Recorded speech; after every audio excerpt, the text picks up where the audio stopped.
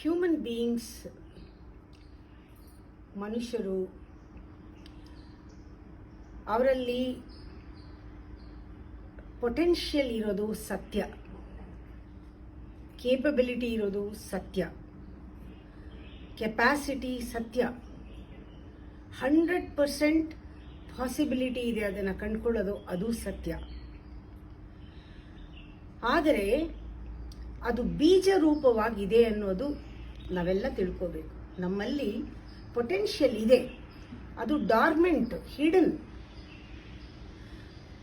ಇವತ್ತು ಅದನ್ನು ನಾವು ಸ್ಪ್ರೌಟ್ ಅಂದರೆ ಅದನ್ನು ಆ ಬೀಜ ಮೊಳೆತು ಸಸಿಯಾಗಿ ಮರವಾಗಿ ಹೂವು ಹಣ್ಣು ಕೊಡಬೇಕಲ್ವಾ? ಆ ಪಾಸಿಬಿಲಿಟಿ ಇದೆ, ಜೊತೆಗೆ ಕೆಪಾಸಿಟಿನೂ ಇದೆ. ಆದರೆ ನಾವು ಯೂಶುವಲ್ ಆಗಿ human beings we take it for granted. ಲೈಫ್ನ ನಾವು ಪರ್ಫೆಕ್ಟ್ ಅಂತ ನಾವು ಪುಸ್ತಕಗಳು ಓದಿದಾಗ ಅದರಲ್ಲಿದೆ, ನೀವು ಆತ್ಮಸ್ವರೂಪಿಗಳು, ನೀವು ಪರಿಪೂರ್ಣರು, ನೀವೇನೂ ಮಾಡಬೇಕಾಗಿಲ್ಲ, ನೀವು ಪರ್ಫೆಕ್ಟ್ ಅಂತಾನೆ ಇದೆ. ಹೌದು, ನಾವು ಆಂತರ್ಯದಲ್ಲಿ ಪರ್ಫೆಕ್ಟ್ ಸತ್ಯ, ಅದು ಬೀಜ. ಇನ್ನೂ ಅದನ್ನು ನಾವು ರಿಯಲೈಸ್ ಮಾಡಿಕೊಂಡಿಲ್ಲ, ಕಂಡುಕೊಂಡಿಲ್ಲ, ಅದನ್ನು ಎಕ್ಸ್ಪ್ಲೋರ್ ಮಾಡಿಲ್ಲ. ಅದನ್ನು ನಾವು ವಿ ಶುಡ್ ಫೈಂಡ್ ಇಟ್. ಅದಿದೆ ಸರಿ, ಆದರೆ ಟೇಕ್ ಇಟ್ ಫಾರ್ ಗ್ರಾಂಟೆಡ್. ಪುಸ್ತಕದಲ್ಲಿ ಇದೆಯಲ್ಲ, ನಾವೆಲ್ಲ ಆತ್ಮ, ಈ ದೇಹ ಬರುತ್ತೆ ಹೋಗುತ್ತೆ, ನಾವು ಆತ್ಮ ಅಂದ್ಬಿಟ್ಟು ಸಮಾಧಾನವಾಗಿರೋದು, ಈ ಟೇಕ್ ಇಟ್ ಫಾರ್ ಗ್ರಾಂಟೆಡ್ ಅನ್ನೋದು ಇದನ್ನೇನೆ. ಅದಲ್ಲ. ಎರಡನೇದು, ನಾವು ಪರ್ಫೆಕ್ಟ್ ಹೌದು, ಆದರೂ ಕೂಡ ನಾವು ಇಂಪರ್ಫೆಕ್ಟ್ ಆಗಿರೋದ್ರಿಂದಲೇ, ಇನ್ಕಂಪ್ಲೀಟ್ ಆಗಿರೋದ್ರಿಂದಲೇ ಪುನಃ ಜನ್ಮ ತಗೊಂಡು ಬಂದಿರೋದು. ಇದೊಂದೇ ಸಾಕ್ಷಿ. ನಾವಿನ್ನೂ ಕಂಡುಕೊಂಡಿಲ್ಲ ಪರ್ಫೆಕ್ಷನ್ನು. Still yet we have to do it ಅನ್ನೋದು ಗೊತ್ತಾಗಬೇಕು. ಅಂದರೆ ಇನ್ಕಂಪ್ಲೀಟ್ ಅಂದರೆ ನಾವು ಹಿಂದಿನ ಜನ್ಮದಲ್ಲಿ ಏನೇನೋ ಇನ್ನೂ ಕಲ್ತಿಲ್ಲ, ಎಷ್ಟೋ ಸ್ವಭಾವಗಳನ್ನು ನಾವು ರೂಢಿಸ್ಕೊಂಡಿಲ್ಲ, ನಮ್ದು ಸಂಸ್ಕಾರ ಇಲ್ಲ. ಅದರಿಂದ ಇವತ್ತು ಬಂದಿದ್ದೀವಿ ಪುನಃ ಅದನ್ನು ಕಲ್ತ್ಕೊಳ್ಳೋಕ್ಕೆ. ನಮ್ಮ ಗುರಿ ಏನು? ಈ ಜನ್ಮದಲ್ಲಿ ಪರ್ಫೆಕ್ಟ್ ಆಗೋದೇ ಗುರಿ. ಪರ್ಫೆಕ್ಷನ್ ಇದೆ, ಅದನ್ನು ಕಂಡುಕೊಳ್ಳೋದೇ ಗುರಿ. We are ignorant of our ignorance. We are ignorant about ignorance. ನಮ್ಮ ಅಜ್ಞಾನವನ್ನು ಗೊತ್ತಿಲ್ಲದೆ ಇರೋಷ್ಟು ಅಜ್ಞಾನ. ನಾವು ಸುಮ್ಮನೆ ನಮಗೆಲ್ಲ ಪರ್ಫೆಕ್ಟ್ ಅನ್ಕೊಂಡ್ಬಿಡ್ತೀವಿ. ಪ್ರತಿಯೊಬ್ಬರು ನಾನು ಪರ್ಫೆಕ್ಟ್ ಅಂತಲೇ ಹೇಳೋದು. ನಾನೇ ಕರೆಕ್ಟು, ನಾನೇ ಸರಿ, ನನಗೆಲ್ಲ ಗೊತ್ತು ಅನ್ನೋದು ಭ್ರಮೆ. ಇದು ಗ್ರೇಟೆಸ್ಟ್ ಇಲ್ಯೂಷನ್. ಯಾವಾಗಲೂ ಕೂಡ ಅದು ಗೊತ್ತಾದಾಗ ನಾನಿನ್ನೂ ಪರ್ಫೆಕ್ಟ್ ಅಲ್ಲ, ನಾನಿನ್ನೂ ಇನ್ಕಂಪ್ಲೀಟ್ ಅಂತ ಗೊತ್ತಾಗೋದೇ ಜ್ಞಾನದ ಆರಂಭ. That is completeness, knowing that I am incomplete. The whole process, ಅದನ್ನು ತಿಳ್ಕೊಳ್ತಾ ಕಂಪ್ಲೀಟ್ ಆಗ್ತಾ ಹೋಗ್ತೀವಿ. ಇದು ಒಂದಿನ ಆಗ್ಬಿಡೋದಲ್ಲ. ಹೀಗೆ ನಾಲೆಡ್ಜಿಂದ, ಇಗ್ನೋರೆನ್ಸಿಂದ ನಾಲೆಡ್ಜ್ ಬರುತ್ತೆ. ನಮಗೆ ರಿಯಲೈಸ್ ಆಗ್ತಾ ನಾಲೆಡ್ಜಿಂದ ವಿಸ್ಡಮ್ ಬರುತ್ತೆ. ಆ ವಿಸ್ಡಮ್ ಇಂದ ನಮಗೆ ಆನಂದ ಬರುತ್ತೆ. ನಾವು ಸತ್ವ ಪುರುಷರಾಗ್ತೀವಿ, ಸತ್ವ ಆಗ್ತೀವಿ. ಅದಕ್ಕೆ ಈ 3 ಗುಣವನ್ನು ನಾವು ಚೆನ್ನಾಗಿ ತಿಳ್ಕೋಬೇಕು. ರಜಸ್ಸು, ತಮಸ್ಸು, ಸತ್ವ. ಇದು ಎಲ್ಲ ಕಡೆನೂ ಇದೆ. ಇದು ಬೇಸಿಕ್ ಕ್ವಾಲಿಟೀಸ್ ಅಂತ ಹೇಳ್ತೀವಿ. ನಮ್ಮಲ್ಲಿರೋ ಗುಣಗಳು, ತಮೋಗುಣ, ರಜೋಗುಣದ ಮೇಲೆ ನಮ್ಮಲ್ಲಿ ಆ ಪಿತ್ತ, ವಾತ, ಕಫಗಳು, ಮತ್ತೆ ನಮ್ಮ 3 ಶಕ್ತಿಗಳು ಕೆಲಸ ಮಾಡೋದು. ನಮ್ಮ ಇಚ್ಛೆ, ನಮ್ಮ ಕ್ರಿಯೆ, ನಮ್ಮ ಎಷ್ಟರ ಮಟ್ಟ ಜ್ಞಾನ ಇದೆ ಅನ್ನೋದು ಎಲ್ಲವೂ 3 ಶಕ್ತಿಗಳು ಈ ಗುಣದ ಮೇಲೆ ಹೋಗುತ್ತೆ. ಈ ಗುಣದಲ್ಲಿ ಎಲ್ಲರೂ ಬರೀ 3 ಗ್ರೂಪ್ ಮಾಡಬಾರ್ದು. ಇವರೆಲ್ಲ ತಮಸ್ಸು, ಇವರೆಲ್ಲ ರಜಸ್ಸು, ಇವರೆಲ್ಲ ಸತ್ವ ಅಂತ. It's A mixture. ಆದರೂ ಕೂಡ ಯಾವುದು ಡಾಮಿನೆಂಟ್ ಆಗಿದೆ ಅದರಿಂದ ಗ್ರೂಪ್ ಮಾಡಿದ್ರೇನೆ ನಮಗೆ ಗೊತ್ತಾಗೋದು, ಅರ್ಥ ಮಾಡ್ಕೊಳ್ಳೋಕೆ ಸಾಧ್ಯ ಆಗೋದು. ಯಾರಿಗೆ ತಮಸ್ಸು ಡಾಮಿನೆಂಟ್ ಆಗಿದೆ ಅವ್ರು ತುಂಬ ಬೇರೆ ರೀತಿನೇ ವರ್ತನೆ ಮಾಡ್ತಾರೆ. ಅವ್ರ ಸ್ವಭಾವನೇ ಬೇರೆ ರೀತಿ ಇರುತ್ತೆ. ಅವರ ಗುಣ, ಅವ್ರ ನಡವಳಿಕೆ ಪ್ರತಿಯೊಂದು ರಜೋಗುಣದವ್ರಿಗಿಂತ ಬೇರೆ ಇರುತ್ತೆ. ರಜೋಗುಣದವರು ಅವರು ವಿಪರೀತವಾಗಿ ಅವರಿಂದ ಬೇರೆನೇ ಇರ್ತಾರೆ. ಸತ್ವಗುಣದವರು ಬೇರೆ ಥರ ಇರ್ತಾರೆ. ಆದರೆ 80% ಇರ್ಬೋದು, 90% ರಜೋಗುಣ ಇರ್ಬೋದು, ಇವರಲ್ಲಿ 80% ತಮೋಗುಣ ಇರ್ಬೋದು. ಯಾವುದು ಡಾಮಿನೆಂಟ್ ಆಗಿರುತ್ತೋ ಅದನ್ನು ನಾವು ಅಭಿವ್ಯಕ್ತಗೊಳ್ತೀವಿ, ಆ ಥರ ಕಾಣಿಸ್ಕೊಳ್ತೀವಿ. ಅದರಿಂದ ನಾವು ಗಮನಿಸಿದಾಗ ಫಸ್ಟು ತಮೋಗುಣಕ್ಕೆ ಹೋಗೋಣ. ನಾವು ನಮ್ಮನ್ನು ಪರೀಕ್ಷೆ ಮಾಡ್ಕೊಳ್ಳೋದು ಇದೇ ಥರನೇ. ತಮೋಗುಣ ಅಂದಾಗ ಅವರು ನೋಡೋಕ್ಕೆ ಸತ್ವಗುಣದ ಥರನೇ ಇರ್ತಾರೆ. ಸತ್ವಗುಣ, ತಮೋಗುಣ ಹೊರಗಡೆಯಿಂದ ನೋಡಿದ್ರೆ ಗೊತ್ತೇ ಆಗೋದೇ ಇಲ್ಲ. ಯಾಕೆಂದ್ರೆ ಇಬ್ರು ಕೂಡ ರಿಲ್ಯಾಕ್ಸ್ಡ್ ಆಗಿರ್ತಾರೆ. ಆ ರಿಲ್ಯಾಕ್ಸೇಷನ್ ಇವ್ರದ್ದು ಬೇರೆ, ಇವ್ರದ್ದು ತಮಸ್ಸಿನಿಂದ ಇವರು ಮೆಡಿಟೇಷನ್ ಅಲ್ಲಿ ರಿಲ್ಯಾಕ್ಸೇಷನ್ ಇರುತ್ತೆ. ಇವ್ರು ನಿಜವಾದ ರಿಲ್ಯಾಕ್ಸೇಷನ್. ಇವರು ರಿಲ್ಯಾಕ್ಸೇಷನ್ ಅಂದ್ರೆ ಅದಕ್ಕೆ ನಾವಿರೋದು ಅಂತ, ಅಂದ್ರೆ ಬೇರೆ ಅಷ್ಟು ತಮೋ ಗುಣ, ಅವ್ರೇನೂ ಮಾಡಕ್ ತಯಾರಿರಲಿಲ್ಲ. ಯೂಶಲಿ ಅವರ ಮಾತುಗಳಲ್ಲೇ ಗೊತ್ತಾಗುತ್ತೆ. ತಮೋ ಗುಣದವರು ಹೇಳೋದು ಹೀಗೇನೆ, ಪ್ರತಿಯೊಂದು ಕೆಲಸದಲ್ಲೂ ಕೂಡ ಅವ್ರು ಇನಿಷಿಯೇಟಿವ್ ತಗೊಳ್ಳಲ್ಲ. ಯಾಕೆಂದ್ರೆ ತಮಸ್ಸು ತಗೊಳಕ್ಕಾಗಲ್ಲ, ಜಡ ಸ್ವಭಾವ, ಕಲ್ಲಿನ ಸ್ವಭಾವ. ಆಮೇಲೆ ಏನಿದ್ರೂ ಕೂಡ ತಾವೇ ಮಾಡಕ್ ಹೋಗೋ ಜವಾಬ್ದಾರಿ ತಗೊಳ್ಳಲ್ಲ. ಆಮೇಲೆ ಕಮಿಟ್ಮೆಂಟ್ ಅವ್ರಿಗೆ ಬೇಡ. ಆಮೇಲೆ ಜೀವನದಲ್ಲಿ ಎಲ್ಲನೂ ಸುಲಭವಾಗಿ ನಡೆದ್ಬಿಡ್ಬೇಕು. ಆಮೇಲೆ ಯಾವಾಗ್ಲೂ ಎಕ್ಸ್ಪೆಕ್ಟ್ ಮಾಡ್ತಾ ಕೂತಿರ್ತಾರೆ, ಏನಾದ್ರೂ ಆಗತ್ತೆ ನಮಗೆ ಅಂತ. ತಾವೇ ಮಾಡೋದಿಲ್ಲ. ಎರಡನೇದು, ಮಾಡೋ ಸಂದರ್ಭ ಬಂದ್ರೂ ಕೂಡ, ಎಲ್ರಿಗೂ ಸಂದರ್ಭ ಅನ್ನೋದು ಬಂದೇ ಬರುತ್ತೆ, ಆಪರ್ಚುನಿಟಿ ಅದು ಕಲಿಯಕ್ಕೆ. ಆದ್ರೆ ಸಂದರ್ಭ ಬಂದಾಗ ನನ್ನ ಕೈಲಿ ಆಗಲ್ಲ ಅಂತಲೇ ಶುರು ಮಾಡ್ತಾರೆ. ನಂಗೆ ಗೊತ್ತಿಲ್ಲ, ನಂಗೆ ಆಗಲ್ಲ, ನೆಗೆಟಿವಿಟಿ ತುಂಬಾ ತುಂಬಿಕೊಂಡಿರುತ್ತೆ. ಮಾಡಕ್ಕೆ ತಯಾರೇ ಇಲ್ಲ, ಅವರು ಆಕ್ಟಿವ್ ಆಗಕ್ಕೆ ತಯಾರಿಲ್ಲ. ಮಾಡಲ್ಲ ಅಂತ, ಆಗಲ್ಲ ಅಂತ ಹೇಳ್ತಾರೆ, ನನ್ನ ಕೈಲಿ ಆಗಲ್ಲ ಅಂತ. ಅಕಸ್ಮಾತ್ ಮಾಡ್ಲೇಬೇಕಾದಾಗ, ಒತ್ತಾಯ ಬಿದ್ದಾಗ ನನ್ನ ಕೈಲಿ ಇಷ್ಟೇ ಆಗೋದು ಅಂತಾರೆ. ಇನ್ನೂ ಒತ್ತಾಯ ಮಾಡಿದ್ರೆ ಅವ್ರ ಜವಾಬ್ದಾರಿ ತಗೊಳಕ್ ತಯಾರಿರಲ್ಲ, ಬೇರೆಯವ್ರ ಮೇಲೆ ಹಾಕ್ಬಿಟ್ಟು ಆ ಜಾಗದಿಂದ ತಪ್ಪಿಸ್ಕೊಂಡ್ಬಿಡ್ತಾರೆ. ಅಂದ್ರೆ ಅವರು ಮಾಡಲ್ಲ, ಏನೂ ಮಾಡಲ್ಲ. ಅವ್ರಿಗೆ ನಿಜವಾಗ್ಲೂ ಬಹಳ ಅವಶ್ಯಕತೆ ಬಿದ್ದಾಗ ಅವರು ರಜೋಗುಣದವ್ರನ್ನ ಉಪಯೋಗಿಸ್ಕೋಬಹುದು, ಅಥವಾ ರಜೋಗುಣದವರು ಇವ್ರನ್ನ ಉಪಯೋಗಿಸ್ಕೋತಾರೆ. ಈ ತರದ ಇರೋರಿಗೆ ರಜೋಗುಣದವರು ಉಪಯೋಗಕ್ಕೆ ಬರ್ತಾರೆ, ಇವ್ರನ್ನ ಅವರು ಉಪಯೋಗಿಸ್ಕೊಳ್ತಾರೆ, ಇವರು ಅವ್ರನ್ನ ಬಳಸ್ಕೋತಾರೆ. ಸತ್ವಗುಣದವ್ರ ಹತ್ರ ತಮೋ ಗುಣದವರು ಬರೋದಿಲ್ಲ. ಅವ್ರಿಗೆ ಅವರು ಶತ್ರು ತರ, ಇವರು ನಮ್ ತರನೇ ಇದ್ದಾರೆ ಅಂತ. ಇವ್ರು ಏನ್ ವ್ಯತ್ಯಾಸ, ಇವ್ರಿಗೆ ನಮ್ ತರನೇ ಇದ್ದಾರೆ ಇವರು ಅಂತ ಅವ್ರಿಗೆ ಗುರುತಿಸೋಕ್ ಕೂಡ, ಸತ್ವಗುಣವನ್ನ ಗುರುತಿಸೋಕ್ ಕೂಡ ಸಾಧ್ಯ ಆಗಲ್ಲ ತಮೋ ಗುಣದವರಿಗೆ. ಅವ್ರ ಸ್ವಭಾವದಲ್ಲಿ ಅಷ್ಟೊಂದು ಜಡ ಇರುತ್ತೆ. ಅವರ ದಿನಚರಿಯಲ್ಲೇನೆ ಬಹಳ ವ್ಯತ್ಯಾಸ ಇರುತ್ತೆ. ಅವ್ರಿಗೆ ತಿನ್ನೋದು, ಮಲ್ಗೋದು, ಆಮೇಲೆ ಕಾಯಿಲೆ ಬಂದಿದ್ರು ಕೂಡ ಅದನ್ನ ಇದೆ ಏನೋ ನ್ಯಾಚುರಲ್ ಆಗಿ ಯಾವ ಮನುಷ್ಯರು ಬರದೆ ಗಿಡಕ್ಕೆ ಬರುತ್ತಾ ಅನ್ನೋ ಹಾಗೆ ಎಲ್ಲವನ್ನೂ ಕೂಡ ಒಂಥರ ಬಹಳ take it for granted life. ಈ ತರ ನಾವಿದ್ದಾಗ ಕಾಯಿಲೆಗೆ ತುತ್ತಾಗ್ತೀವಿ. ಎರಡನೇದು, ಆ ಕಷ್ಟಗಳನ್ನ ಅನುಭವಿಸ್ತೀವಿ. ಈ ತಮೋ ಗುಣದಿಂದ ಬಹಳಷ್ಟು ಕಷ್ಟ ಆಗತ್ತೆ. ಆವಾಗ ಕಷ್ಟ ತಡೆಯಕ್ಕಾಗದೆ ಇದ್ದಾಗಲ ಇಂಥವರೇ ದುಶ್ಚಟಗಳಿಗೆ ಬೀಳೋದು.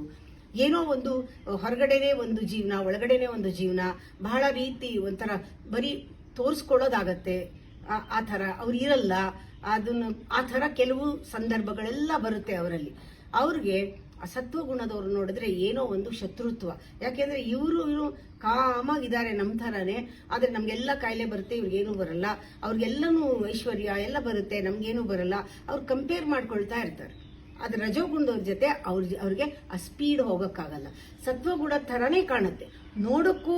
ಮೂರನೇವ್ರಿಗೆ ಸತ್ವಗುಣದವರು ಮತ್ತೆ ತಮೋ ಗುಣದವರು ಒಂದೇ ತರ ಕಾಣ್ತಾರೆ. ಇವರು ಯಾರು ರೆಕಗ್ನೈಸ್ ಮಾಡಲ್ಲ. ಇಬ್ರು ಮುಗ್ಧರ ತರ ಕಾಣ್ತಾರೆ. ಒಬ್ರು ಪೆದ್ದು, ಒಬ್ರು ಮುಗ್ಧರು. ಆದ್ರೆ ಒಬ್ರು ಬಹಳ ಜಡ ಸ್ವಭಾವದವರು. ಆದ್ರೆ ಇವರು ಮೆಡಿಟೇಟಿವ್ ಪೀಪಲ್, ಗೊತ್ತಾಗಲ್ಲ ನೋಡಿದ್ರೆ. ಇಬ್ರು ಕೂಡ ಆ ಇವ್ರ ತಮಸ್ಸು ಸತ್ವಗುಣವಾದ ತಮಸ್ಸು. ಅದು ರಿಲ್ಯಾಕ್ಸೇಷನ್ ಸ್ಟೇಟ್ ಅಂತಾರೆ, ಮೆಡಿಟೇಟಿವ್ ಸ್ಟೇಟ್. ಅದು ಹೊರಗಡೆಯಿಂದ ಇಟ್ ಅಪಿಯರ್ಸ್ ಲೈಕ್ ತಮಸ್. ಆದ್ರೆ ತಮಸ್ಸು appears like sometimes it is ಸತ್ವ. ತುಂಬಾ ಮುಗ್ಧರು, ತುಂಬಾ ಸೌಮ್ಯರು. ಪಾಪ ಏನು ಅವ್ರಿಗೆ ಕೆಟ್ಟವರಾಗಕ್ಕೆ ಬರದೆ, ಕೆಟ್ಟವರಾಗಕ್ಕೆ ಬೇಡ ಅಂತ ಒಳ್ಳೆಯವ್ರ ತರ ಕಾಣ್ತಾ ಇದ್ದಾರೆ ಅಷ್ಟೇ ಹೊರತು ಅವರಲ್ಲಿ ಯಾವ ಒಳ್ಳೆ ಗುಣನೂ ಇರೋದಿಲ್ಲ. ಅವರಲ್ಲಿ ಕೆಟ್ಟ ಗುಣ ಇರುತ್ತೆ, ಅದು ಮಾಡಕ್ಕಾಗಲ್ಲ. ರಜೋಗುಣದವ್ರ ತರ ಎಕ್ಸ್ಪ್ರೆಸ್ಸು ಮಾಡಕ್ಕಾಗಲ್ಲ. ಸತ್ವಗುಣವ್ರ ತರ ಒಳ್ಳೇದಾಗಿರೋಕ್ಕೂ ಆಗಲ್ಲ. ಆದ್ರೆ ಆ ತರ ಒಂದು ಸ್ಥಿತಿ, ಅದು ವಿಚಿತ್ರವಾದ ಸ್ಥಿತಿ, ಇದು ಜಾಸ್ತಿ ಇರುತ್ತೆ ತಮಸ್ಸವರಲ್ಲಿ. ಆದ್ರೆ ರಜೋಗುಣದವರು ಎಕ್ಸಾಕ್ಟ್ಲಿ ಆಪೋಸಿಟ್ ಟು ತಮೋಗುಣ. ರಜೋಗುಣದವ್ರಿಗೆ ಯಾವಾಗ್ಲೂ ಕೂಡ ಆಕ್ಟಿವ್ ಆಗಿರ್ತಾರೆ, ಓವರ್ ಆಕ್ಟಿವ್ ಆಗಿರ್ತಾರೆ. ಆಮೇಲೆ ಬಹಳ ಟೆನ್ಷನ್ ಮಾಡ್ಕೊಳ್ಳೋದು, ಕಾಮ, ಕ್ರೋಧ, ಲೋಭ, ಮೋಹ, ಮದ, ಮಾತ್ಸರ್ಯಗಳು ಅವರಲ್ಲಿ ಇದ್ರೂ ಕೂಡ ಅವ್ರು ಅದ್ಮಿಟ್ರೆ ಇವ್ರ ಕೈಲಿ ಅದ್ಮಿಟ್ಕೊಳಕ್ಕಾಗಲ್ಲ. ಎಲ್ಲ ಹೊರಗಡೆ ಎಕ್ಸ್ಪ್ರೆಸ್ ಮಾಡ್ತಾರೆ.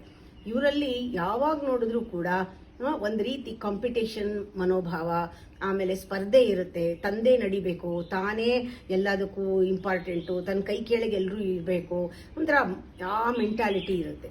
ಇಬ್ರು ಕೂಡ ಹಾಗೆ ನೋಡಿದ್ರೆ ರಜೋಗುಣ ತಮೋಗುಣದವ್ರು ಇಬ್ರು ಕ್ರೌಡ್ ಕಡೆ ಹೋಗ್ತಾರೆ. ಅಂದ್ರೆ ಜನಗಳು ಏನ್ ಮಾಡ್ತಾರೋ ಅದನ್ನ ಮಾಡ್ತೀವಿ ಅಂತ. ಇವರು ಜನಗಳನ್ನ ಗುಂಪು ಕಟ್ತಾರೆ, ತಮೋ ಗುಣದವ್ರು ಅದನ್ನ ಫಾಲೋ ಮಾಡ್ತಾರೆ ಬ್ಲೈಂಡ್ ಆಗಿ. ಗುಂಪು ಕಟ್ಟೋರೆಲ್ಲಾನು ರಜೋಗುಣದವರು. ರಜೋಗುಣದವ್ರಿಗೆ ಕ್ರೌಡು, ಮಾಬು, ಆಮೇಲೆ ತಮ್ಮ ಜೊತೆಗೆ ಎಲ್ಲರನ್ನೂ ಸೇರಿಸ್ಕೊಳ್ಳೋದು, ಆಮೇಲೆ ಬೇರೆಯವ್ರ ಮೇಲೆ ಸ್ಪರ್ಧೆ ಮಾಡೋದು, ತಾನೇ ಹೆಚ್ಚು ಅಂತ ತೋರಿಸ್ಕೊಳ್ಳೋದು, ಮದ ಜಾಸ್ತಿ, ಜೊತೆಗೆ ಕೋಪ ತಾಪ ಎಲ್ಲ ಜಾಸ್ತಿ, ಬೇಗ ಇದು ಮಾಡೋದು, ರಿಯಾಕ್ಟ್ ಮಾಡೋದು, ಆಮೇಲೆ ಶಾರ್ಟ್ಕಟ್ ಹುಡ್ಕೊಳ್ಳೋದು, ಆಮೇಲೆ ರಿಸಲ್ಟ್ ಓರಿಯೆಂಟೆಡ್ ಆಗಿ ಕೆಲಸ ಮಾಡೋದು, ಆಮೇಲೆ ಅವ್ರು ಬೇರೆಯವ್ರನ್ನ ಕೇರ್ ಮಾಡಲ್ಲ, ತಮ್ಮದೇ ಎಲ್ಲ ಆಗಬೇಕು. ಆ ರೀತಿ ಸ್ವಾರ್ಥ ಗುಣ ಜಾಸ್ತಿ ಇರುತ್ತೆ. ಅಂದ್ರೆ ಎಲ್ಲಿ ಹೋದ್ರೂ ಅಟೆನ್ಷನ್ ಬೇಕು, ಎಲ್ಲಿ ನೋಡಿದ್ರು ತಮ್ಮನ್ನು ಗಮನಿಸ್ಬೇಕು ಎಲ್ಲರೂ ಕೂಡ.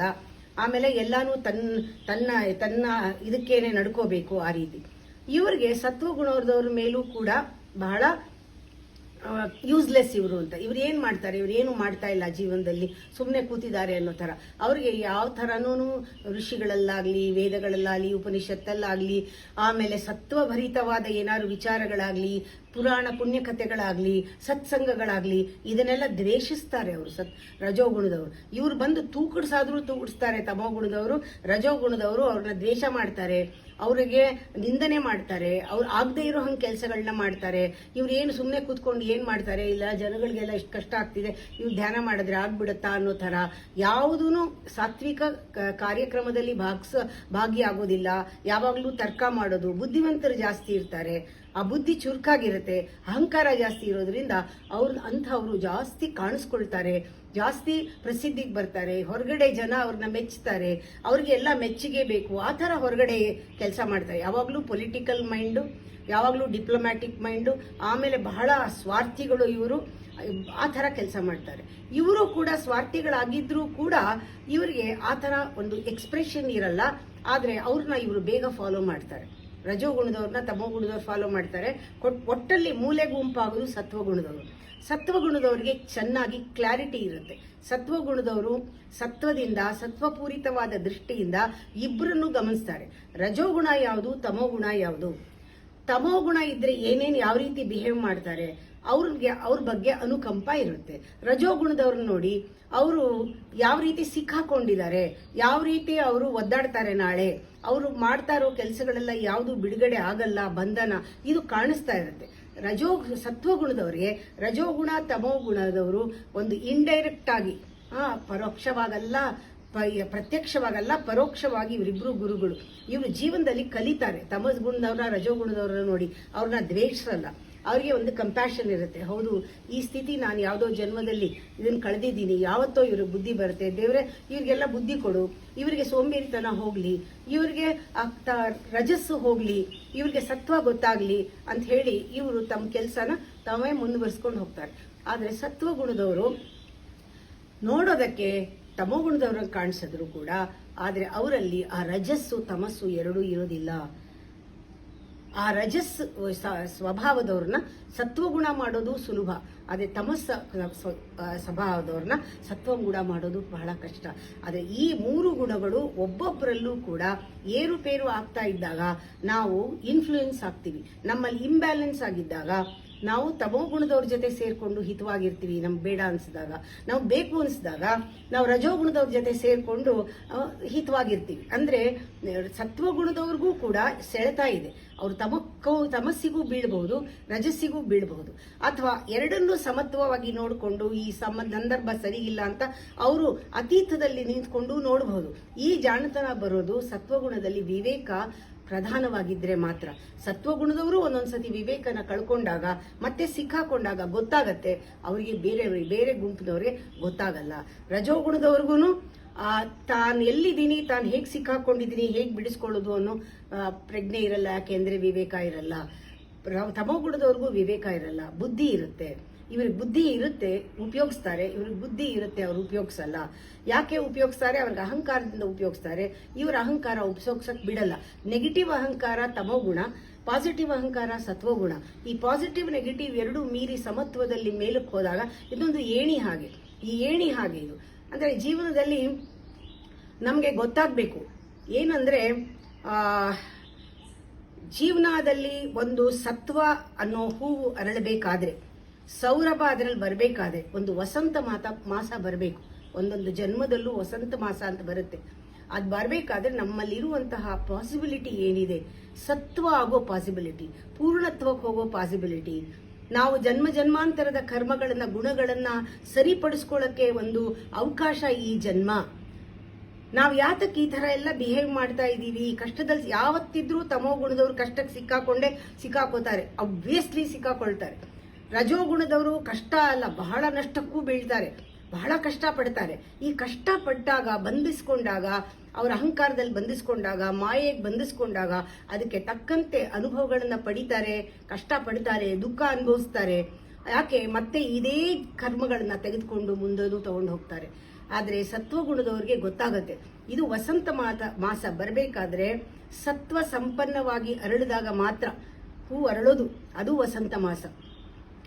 ನಮ್ಮಲ್ಲಿ ಆನಂದ, ನಿಜವಾದ ಆನಂದ ಬರಕ್ಕೆ, ನಿಜವಾದ ಶಾಂತಿ, ಸಮಾಧಾನ, ಸತ್ವಗುಣದ ಎಲ್ಲ ಗುಣಗಳು, ನೆಮ್ಮದಿ, ಶಾಂತಿ, ಸಮಾಧಾನ, ಆರೋಗ್ಯ, ಎಲ್ಲ ದೈವಿಕ ಗುಣಗಳು, ಎಲ್ಲ ಸತ್ವಗುಣ. ಮನುಷ್ಯ ಮಾತ್ರ ಪೂರ್ಣವಾಗಿ ಆ ಒಂದು ಪೂರ್ಣತ್ವವನ್ನ ಪಡ್ಕೊಂಡು ಸತ್ವಭರಿತನಾಗಿ ಅವನು ಸತ್ವಗುಣವನ್ನ ಮೂರು ತ್ರಿಗುಣಾತೀತನಾಗಿ ದೇವರಾಗೋದಕ್ಕೆ ಮನುಷ್ಯನಿಗೆ ಪಾಸಿಬಿಲಿಟಿ ಇದೆ, ಒಳಗಡೆ ಆ ಪೊಟೆನ್ಷಿಯಲ್ಲು ಇದೆ. ಆದ್ರೆ ಅದು ಡಾರ್ಮೆಂಟ್ ಆಗಿದೆ ಅಂತ ಯಾರು ಗೊತ್ತಾಗುತ್ತೆ? ಯಾರು ಟೇಕ್ ಇಟ್ ಫಾರ್ ಗ್ರಾಂಟೆಡ್ ಅಂತ ತಗೊಳ್ಳದೆ ಜೀವನನ ನಾನು ಪರ್ಫೆಕ್ಟ್ ಅಂತ ಆರೋಪ ಮಾಡ್ಕೊಂಡ್ಬಿಟ್ಟು ನಾನೇ ಸರಿ ಅಂತ ಆರೋಪ ಮಾಡಿಕೊಂಡು ಇವರು ನಾನೇನು ಸರಿ ಇಲ್ಲ ಅಂತಾರೆ, ನಾನಿಷ್ಟೇ, ನಂದೇನು ಇಲ್ಲ, ನೆಗೆಟಿವ್ ಆಗಿ ನೋಡ್ತಾರೆ. ರಜೋಗುಣದವ್ರು ನಾನು ಕರೆಕ್ಟ್ ಆಗಿದ್ದೀನಿ, ನನ್ನಷ್ಟು ಕರೆಕ್ಟ್ ಆಗಿರೋ ಯಾರೂ ಇಲ್ಲ ಅಂತಾರೆ. ಎರಡೂ ಕೂಡ ಮಾಯೆ. ನಾನು ಸರಿಗಿಲ್ಲ ಅನ್ನೋದು ಮಾಯೆ, ನಾನು ಪರ್ಫೆಕ್ಟ್ ಅನ್ನೋದು ಮಾಯೆ. ಆದರೆ ಇಂಪರ್ಫೆಕ್ಟ್ ಆಗಿದ್ರೇನೆ ಇಲ್ಲಿಗೆ ಬಂದಿರೋದು. ಆ ಇಂಪರ್ಫೆಕ್ಷನ್ ನಾನು ತಿಳ್ಕೋಬೇಕು, ಆ ಪರ್ಫೆಕ್ಟ್ ಮಾಡೋದೇ ನನ್ನ ಗುರಿ. ನಾನು ಅದನ್ನ ಸಂಪೂರ್ಣವಾಗಿ ಪೂರ್ತಿ ಮಾಡ್ಕೋಬೇಕು. ನಾನು ರಜಸ್ಸು ತಮಸ್ ಕಡೆಗೆ ಎಳ್ಕೋಬಾರದು ನನ್ನನ್ನ, ನಾನು ಸತ್ವನ ನಾನು ಜಾಸ್ತಿ ಮಾಡ್ಕೊಳ್ಬೇಕು ಅಂತ ಹೇಳಿ ಯಾರು ಧ್ಯಾನ, ಪ್ರಾಣಾಯಾಮ, ಯೋಗ ಎಲ್ಲ ಮಾಡ್ತಾರೆ ಅವರು ಸತ್ವ ಸಂಪನ್ನರಾಗ್ತಾರೆ. ಇದು ನಿಜವಾಗ್ಲೂ ನಾವು ನಮ್ಮ ಜೀವನ ವಸಂತ ಕಾಲ ಮಾಡ್ಕೊಳ್ಳೋದು. ನಮ್ಮ ಜೀವನ ವಸಂತವಾಗಿ ಆ ಒಳಗಡೆ ಇರುವಂತಹ ಬೀಜ ಮೊಳತು ಸಸಿಯಾಗಿ ಮರವಾಗಿ ಹಣ್ಣು ಬಿಟ್ಟು ಕಾಲದಲ್ಲಿ ಅದಕ್ಕೆ ತಗೊಳ್ಬಹುದು ಇನ್ನೊಂದೆರಡು ಜನ್ಮ, ಪರವಾಗಿಲ್ಲ. ಆದರೆ ಇವತ್ತು ಮಾಡಿದ ಸತ್ವಭರಿತವಾಗಿ ಮಾಡಿದ ಸಂಸ್ಕಾರಗಳೆಲ್ಲ ಎಲ್ಲೂ ಹೋಗೋದಿಲ್ಲ. ಆದಷ್ಟು ಅವರು 1000 ಜನ್ಮ ತಗೊಂಡ್ರೆ, ಇವರು 100 ಜನ್ಮ ತಗೊಂಡ್ರೆ, ನೀವು ಕೆಲವೇ ಜನ್ಮಗಳಲ್ಲಿ ಆ ಒಂದು ಪರಿಪೂರ್ಣತ್ವವನ್ನು ಪಡಿಬಹುದು. ಅದರಿಂದ ನಾವು ಯೋಚನೆ ಮಾಡಿ, ನಾವು ಇಂಟ್ರಾಸ್ಪೆಕ್ಷನ್ ಅಲ್ಲಿ ನೋಡ್ಬೇಕಾಗಿರೋದು ನಮ್ಮ ಗುಣಗಳನ್ನ, ಕ್ವಾಲಿಟಿನ. ಆ ಕ್ವಾಲಿಟಿ ಏನು? ಸತ್ವಾಗಿದ್ರೆ ನೀನು ಬಹಳ ಸಟಲ್ ಆಗಿರ್ತೀಯ. ನೀನು ಸಟಲಿಟಿ ಅಂದ್ರೆ ನಿನ್ನ ಸೂಕ್ಷ್ಮವಾಗಿ ನಿನ್ನ ಗುಣಗಳನ್ನ ಪರೀಕ್ಷಿಸ್ತೀಯ, ಆ ಗುಣಗಳನ್ನ ಸ್ಥಿತಿಸ್ಕೋತೀಯ, ನಿನ್ನಲ್ಲಿರುವಂತಹ ಆ ರಾಕ್ಷಸರನ್ನ ಓಡಿಸ್ತೀಯ, ನಿನ್ನಲ್ಲಿರುವಂತಹ ಆ ಪ್ರಾಣಿತ್ವನ, ಪಶುತ್ವನ ಮೆಟ್ಟಿ ನಿಲ್ತೀಯ, ನಿನ್ನಲ್ಲಿ ಆ ದೈವತ್ವ ಬರುತ್ತೆ. ಇನ್ಯಾವುದೂ ಹೊರಗಡೆ ರಾಕ್ಷಸರಿಲ್ಲ. ನಮ್ಮನ್ನ ಕಾಡುವಂತಹ ರಾಕ್ಷಸರು ನಮ್ಮ ಗುಣಗಳೇ ನಮಗೆ ರಾಕ್ಷಸರು, ನಮ್ಮ ಕ್ವಾಲಿಟಿನೇ, ನಮ್ಮ ಆಟಿಟ್ಯೂಡೇ ನಮಗೆ ಬಂಧಿಸೋದು. ಇನ್ಯಾರೂ ಬಂಧಿಸೋದಿಲ್ಲ ಹೊರಗಡೆಯಿಂದ.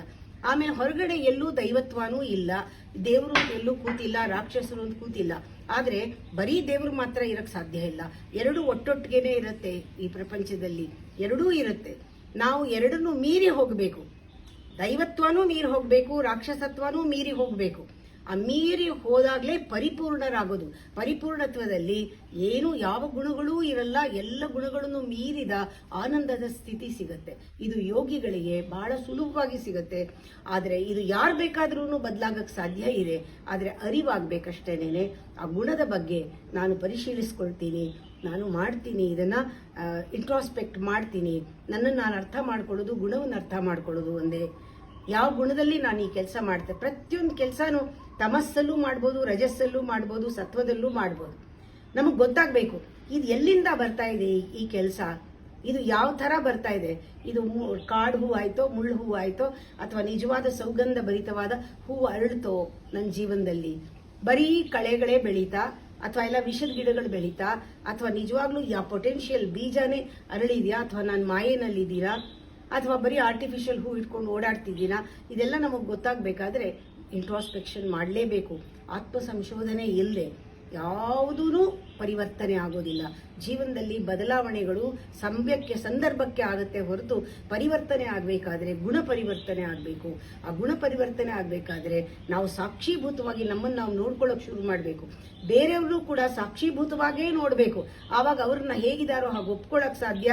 ಆವಾಗ ನಮಗೆ ಅವರ ಒಂದು ಪರಿಣಾಮ ನಮ್ಮ ಮೇಲೆ ಬೀಳೋದಿಲ್ಲ.